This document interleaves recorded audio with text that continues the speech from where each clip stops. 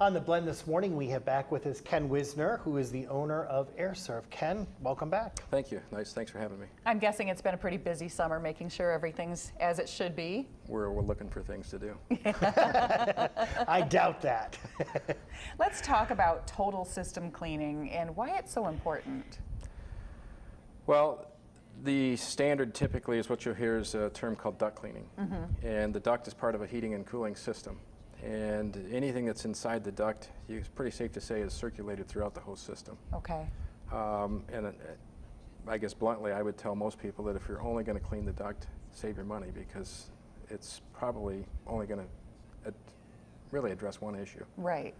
So what would you do besides clean the duct? Walk me through the steps. Well, as I said, it's part of a system. So inside that system, you have obviously you have a furnace, you have a blower or a fan, you have part of your air conditioning system involved in that. You have a humidifier, you may have air cleaners, or there's many components. Right.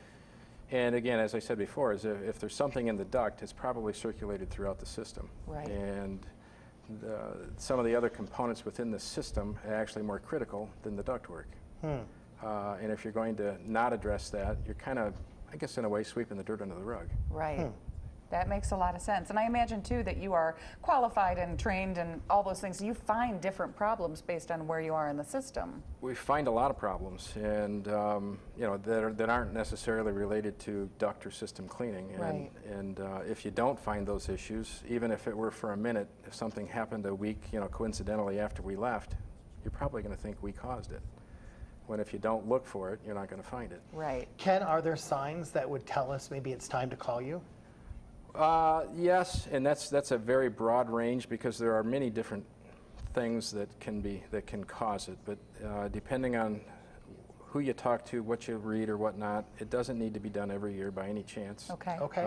But a lot of it would be what's going on in the home. Do you live on a dirt road? Do you have kids? Do you have pets? Have you had any construction done or remodeling? So there's a lot of things that are going to factor into that. Okay. So we'd call you after things like that. But what about preventative? Preventative, I would say, again, it's somewhat subjective. If you've never had it done in, say, 5 to 7 years, look. Okay. Now, there are systems out there that we get called that don't need it.